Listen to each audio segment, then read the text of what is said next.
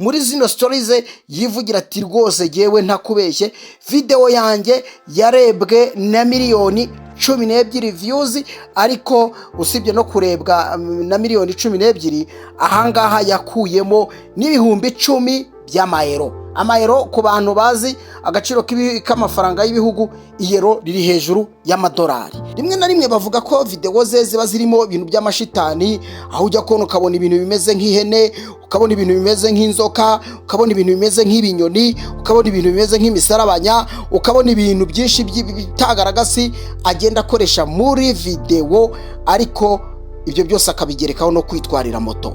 Akitwarira moto ntago ari uburyo bwo kuyitwara ajya gukorera amafaranga, ahubwo ayikoresha muri video ze za buri munsi. Abantu benshi rero bagiye bamwita umusazi.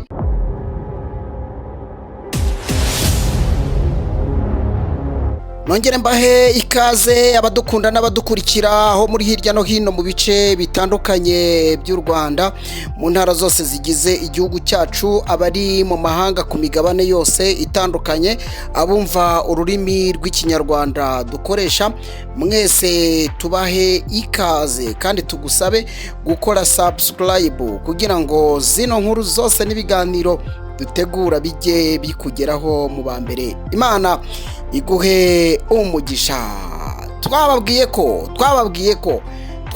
ko tugiye kuzajya tubagezaho inkuru z'ibyamamare, amateka y'ibyamamare mu ncamake, amateka inkomoko yabo.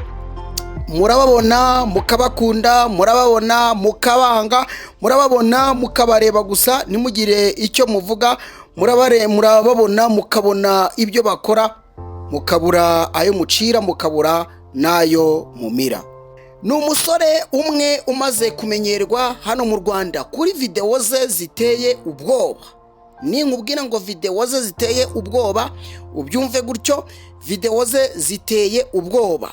Gusa iyo winjiye imbere usangamo message ikomeye cyane. Foto ibanza y'ikiganiro ndakubwiza ukuri, ushobora kuvuga uti ntabwo ndi bufungure iyi video, ariko iyo uyifunguye usangamo ubuhanga bukomeye cyane. Usangamo umusore utinyuka, agashira ubwoba, agashira impumu, maze agakora video zibitabashwa, video zikomeye zakomeje gutangaza benshi.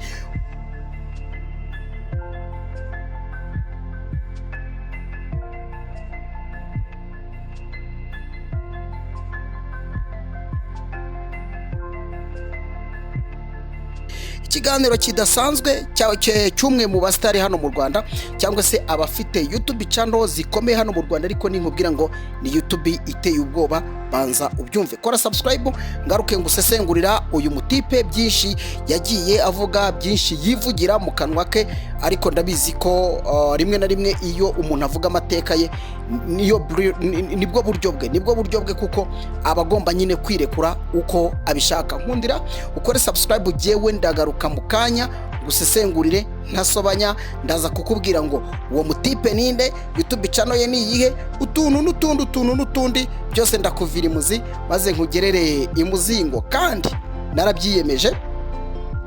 narabyiyemeje kubera ko abastari bo mu Rwanda ndabizi ko mubakunda. Reka tujye dusesengura ibyo bavuze, nimba utabyumviye hariya uzubyumvire hano. Reka twinjirane rero.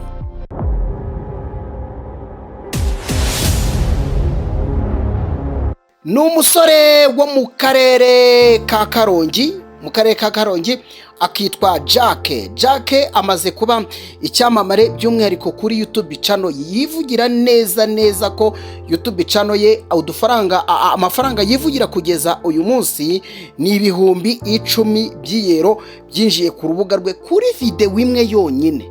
Ako kantu kumva, arivugira ati video yanjye yagize miliyoni 12 za views, hanyuma yaje kumpa amayero asaga ibihumbi 10 n'amafaranga menshi cyane rwose, ari nayo natekereza ko yamutera kwishongora, akabivuga nta mumu, akabivuga nta gihunga. Uyu musore witwa Jacques ukora video zitandukanye kandi agakora video z'uruhererekane za filime, abantu benshi bakazikunda, by'umwihariko abafite ubwoba ntibazikurikirane. yatangiye rero ibi bintu by'umwihariko avuga ati giye nabanje kugerageza ibintu byo kuririmba, nkubita uturirimbo tubiri n'umunyeshuri niga iwacu ku Kibuye, ako kantu nyine kagatuma mba hiti gutyo nka abantu bakabasha kunyumva, bakabasha kuntega amatwi, ariko mbona ntibihagije mu bijyanye no kuba umwagenti. Urabona bano bantu bacuruza amayinite bagatanga amafaranga, abakozi ba MTN cyangwa se abafatanyabikorwa na MTN, aravuga ati narabitangiye rero, maze ndashimira abantu runaka yavuze benshi bo muri karitsiye y'iwabo bamuhaga amafaranga bakabasha kubikuza, akabasha kubikira abakozi benshi basoromaga icyayi hariya iwabo. Avuga ati nabaye umwagenti. Hanyuma ibyo ndakomeza ndabigerageza. Muravuga ati rero abantu baje kungirira ishyari. Murabizi ko ishyari ngo ni ishyano, niko abahanga bavuga. Ishyari ni ishyano. Abantu bamugiriye ishyari, bamaze kumugirira ishyari, noneho nawe aratekereza, arabyivugira ati njyewe nagiriwe ishyari nyuma y'uko nari ntangiye gukora ibikorwa bishobora kumpa amafaranga, nkizihirwa, nkakomeza ubuzima bwanjye bumererwa neza. Maze rero abanyeshyari baza kumbeshyera ko nateye abana inda babiri, abana b'abakire. Byatumye rero ntangira kumva igihunga, numva ubwoba, yewe mpita ntoroka. Aravuga ati nahise ntorokera mu mujyi wa Kigali. Nyuma rero yo kugera mu mujyi wa Kigali nibwo yafunguje YouTube channel ndibuze kukubwira. YouTube channel ye ikaba imaze gukundwa cyane, irakunzwe kandi ni ukuvuga ngo yashyizeho content imwe irarebwa ku rwego nawe udashobora kumva.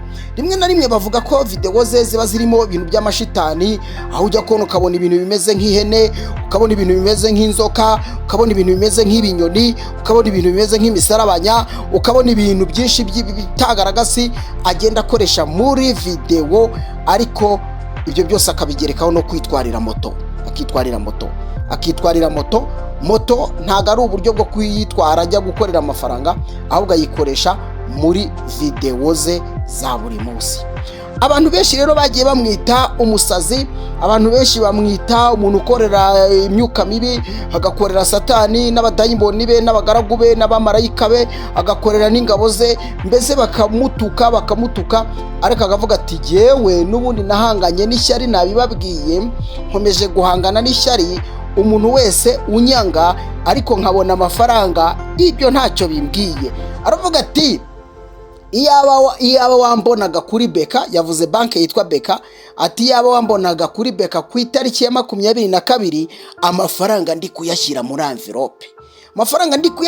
envelope, nibwo wabasha kumva ko ndinjije. Duhuye ku itariki ya 22 za buri kwezi ndiwo nshyira amafaranga muri envelope ndi kuri Beka.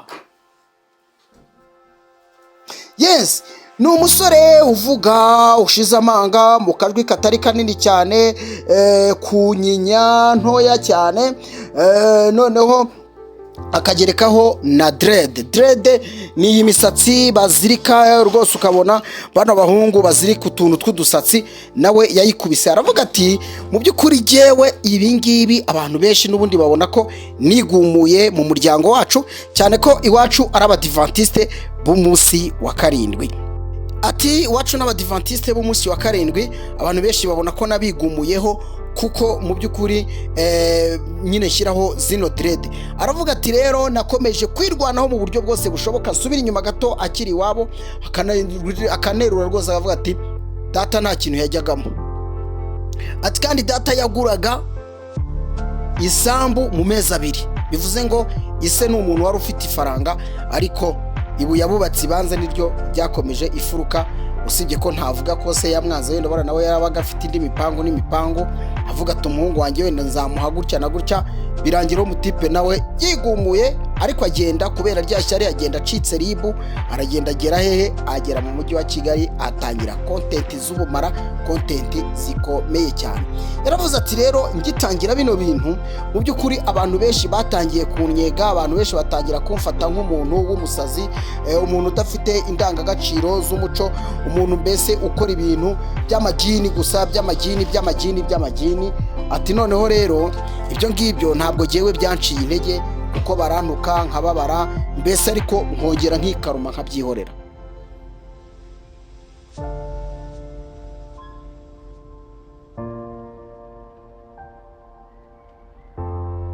Jacques rero yitwa Jacques akaba afite urubuga rwitwa Cacana TV. Iyi Cacana rero akaba ayinyuzaho izo filime zitandukanye, ndetse akagezaho agashyiramo n'ibiganiro bitandukanye, harimo n'iby'abavuzi gakondo, abavuzi bavura by'umuco w'iwacu mu Rwanda, akagira gutya akavugana nabo. Cacana rero nk'uko nabibabwiye, akavuga ati ngewe nkimara kugera mu mujyi wa Kigali mfunguje YouTube channel, hari benshi n'aka gasapoti ntibayimpe, ariko ntacyo bimbwiye, cyane ko hari n'abandi nyine babonaga ndi umuntu wa feke. Yavuze ku banyamakuru, avuga ku banyamakuru rimwe na rimwe batajya baha umuntu ijambo, ariko yamara kumenyekana bagatangira bakamushaka. Aravuga ati ibyo ngibyo jyewe nta mwanya njya mbiha. Aravuga ati ikindi nshaka kwivugira muri kino kiganiro, yasabye Perezida wa Repubulika, yamusabye icyo bita amahadi. Ni igihe video uri kuyireba, kera byahozeho, sinzi nimba wenda uwo yasabaga hari icyo abiziho, ntabwo ndakora ubushakashatsi ngo menye ngo byatewe n'iki, ariko hari ukuntu wabaga uri kureba video mu minota mike cyane ukabona haciyemo agapubulisite, ukavuga ati rero utwo dupubulisite twajyaga tuduha amafaranga menshi, tugatera imbere, tukabona ubuzima, tukabona uko dushyigikira igihugu cyacu nk'abajene, ntitugume twipfumbase turi abantu mbese basa naho tudafite ibyo dukora, rimwe na rimwe bashobora kutubona nk'abajura. Yavuze ibintu byinshi, aravuga ati rwose nk'umukuru w'igihugu ukunda urubyiruko kandi agakunda iterambere ryabo, agakunda ko bagira aho bava n'aho bagera, ati rwose muzatubare mutubere abavugizi, twongere tubone amahadi atambuka ku YouTube channel yacu, ati ibintu bizagenda neza. Yakomeje avuga byinshi cyane, avuga byinshi pe, yavuze byinshi nubwo nanone abantu ngo bamutuka bakamutokoza, ariko aravuga ati genda umuntu buryo ukunda abantu, ndi umuntu ukunda abantu ndetse nkanabafasha. Ikintu yashyizemo kimeze nko gutebya, ariko nanone message kabira atambutse, yavuze ati jewe iyo ngiye muri siporo nibwo mfasha umuntu, ubwo wenda ntabwo yadusobanuriye ngo amufasha gute, nimba arabasanze ku muhanda, nimba afata umwanya wo kujya kubareba, wenda igihe kimwe tuzabisobanukirwa neza uburyo afashamo umuntu muri ubwo buryo. Avuga ati iyo ndi muri siporo njyewe nibwo nshobora gukora mu mufuka, noneho nkagira icyo nkuramo, nkagiha umuntu, nkamushimisha, nkamuha umunezero. Kuva mu burengerazuba bw'igihugu cy'u Rwanda, mu karere nababwiye, mu karere ka Karongi, arivugira ati mu by'ukuri njyewe naravunitse kuko nagiye nikorera ibisyo, icyo twita ifumbire iva mu matungo, aho yagiye abyita ibisyo gororo, nagiye mbyikorera ngashyira ikintu mu maso bikanshokaho, nkaba nafatanyije umunwa kwibeshya gato nkawubumbura, ibisogororo byaranyinjiraga. Ati kandi aho ngaho nabaga ndi gufumbira icyayi. Yakoze uturimo twinshi dutandukanye, ariko avuga ati uyu munsi jyewe ndashimira Imana kubera YouTube channel yanjye yitwa Cacana ikaba rero imaze kumuhindurira ubuzima nk'uko abyivugira. Hejuru twababwiye ko muri zino stories yivugira ati rwose jyewe ntakubeshye, video yanjye yarebwe na miliyoni 12 views, ariko usibye no kurebwa na miliyoni 12, ahangaha yakuyemo n'ibihumbi 10 by'amayero. Amayero ku bantu bazi agaciro k'amafaranga y'ibihugu, iyero riri hejuru y'amadolari. Umurumva rero ko yagiye akuramo ibintu byinshi bitandukanye, yagiye agira amahirwe atandukanye. Aravuga ati rwose nakubeshye, navuye mu cyaro, mva mu cyaro iwacu kubera ishyari, nyuma y'uko ngewe nari mvuye iwacu nshinjwa gutera abana b'abakobwa 2 inda. Abo bana bakaba ari abana b'abakire, uyu mutipe ukora video zitandukanye kandi video ziteye ubwoba nk'uko nabikubwiye. Ni umusore ukiri muto, umurebye ku jisho ni umusore ufite confidence, icyizere umurebye ku jisho. Ni umusore uvuga rwose ukumva nta gihunga afite umurebye ku jisho. Ni umusore udatinya kuvuga ko abanyamakuru batajya batanga ijambo. Ni umusore uvuga ati nusaba Nyagiso, nusaba Papa Sava ngo agufashe mu bijyanye no kugira ngo talent yawe imenyekanisha akabyanga, uzamwihorere uhanyenyaza ibyawe bishoboye, uzakora kandi uzagera kure. Ni umusore ufite icyizere, ni umusore ubona ko akangurira abandi bajene gukora. Aravuga ati yewe video zanjye ntabwo ari ibintu byamaje biba bihari, ni ibintu biri muri Photoshop nkoreramo nkabyerekana, ariko abantu benshi babona ko nyine ndi umuntu ukorana n'ikuzimu, ndi umuntu ukorana n'imyuka mibi. Siko bimeze. Icyo mbikorera ni ugukurura umuntu, ni ugukurura amarangamutima y'umuntu, kandi iriya foto iba ifite ikintu kinini igiye kwigisha. By'umwihariko hari ubwo mbigaragaza umuntu yahemukiye undi, umuntu yabeshya undi, umuntu yaciye undi nyuma, utuntu twinshi yagiye atuvuga. Aravuga ati ngiyo impamvu ituma nkoresha ifoto twita thumbnail, nkayikoresha mu gihe mbese nkayikoresha mu gihe ndi kuyishyira muri iyo filime, hanyuma abenshi rero bakayihurira, bigatuma izina rya Cacana TV ritumbagira. Yes, ngira ngo mwamaze kubyumva rero, mwamaze kubyumva. Kutabazanira zino video nyirazo yivugira ko ziteye ubwoba nkuko twabigenje natwe kuri thumbnail. Mwazibonye ifoto twakoresheje zimwe mu mashusho agenda akoresha kugira ngo namwe mubashe gukurikira. Nabibabwiye ko ari umusore mu by'ukuri ushobora gufatiraho icyitegererezo cyo kugira ngo cyo kubyaza YouTube channel amafaranga. Yanabyivugiye, ni umuntu uzi gusaba kandi agasaba mu kinyabupfura, agasaba rwose ubona afite icyo twita confidence, agasaba ariko nanone adasabiriza, ahubwo asabana ubwenge, agasabana ubuhanga.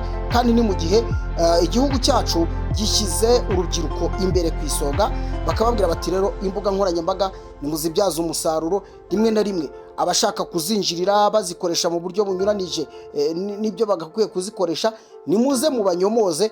Uyu mutipe rero yisabiye Perezida wa Repubulika ati nyakubyara wabyaje inka, wowe uduhetse kandi tukaba tugukunda, tukaba tugushimira, tubabarire amahada agaruke. Aranavuga ati ndetse rwose amatora y'ubutaha ni igipfunsi. Ubwo nanjye simbivuze ra, ni igipfunsi. Reka mbashimire ibiganiro byacu nabakagaruka, tuzajya tubasesengurira n'ibindi nitumenya n'amateka ye y'umwihariko, kuva mu bwana bwe yavukanye n'abana bangahe, abahungu ni bangahe, abakobwa ni bangahe, abariho ni bangahe, abapfuye ni bangahe, ise na nyina nimba babana, nimba baratandukanye, byose tubimenye, tumuzane kugeza ageze hariya. Ibyo byose nimudufasha mugakora subscribe tuzabigeraho. Bashimire cyane, bifurize amagara mazima kandi ndabakunda. Nitwa Emmanuel Kanani, ibiganiro hano ku Mwana TV nakagaruka.